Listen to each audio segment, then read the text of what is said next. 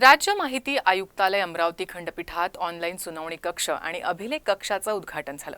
या प्रसंगी सर्वोच्च न्यायालयाचे न्यायमूर्ती भूषण गवई यांची प्रमुख उपस्थिती होती।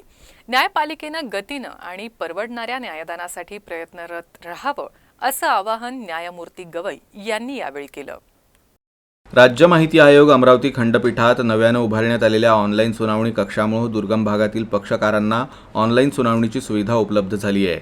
या सुविधेच्या उपलब्धतेमुळे संबंधित पक्षकाराला ऑनलाईन बाजू मांडता येणार आहे।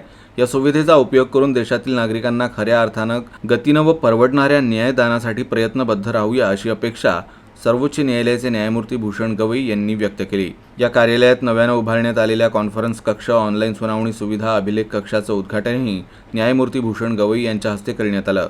या उद्घाटनाप्रसंगी ते बोलत होते।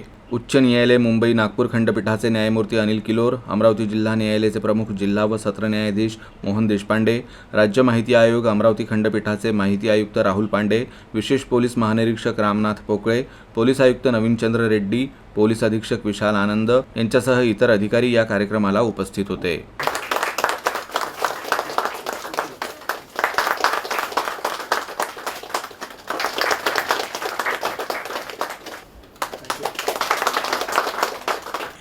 आज आपण राईट टू जस्टिस हा एक मौलिक अधिकार मानलेला आहे। Right to justice also includes right to speedy justice as well as affordable justice. ही ऑनलाईन सुविधा उभी केलेली आहे, त्यामुळे एखाद्या बुलढाणा जिल्ह्यातल्या एक रिमोट समजा संग्रामपूरसारखा तालुका असेल किंवा जळगाव गावसारखा तालुका असेल, तिथूनही जो पक्षकार आहे तो आपली बाजू मांडू शकेल।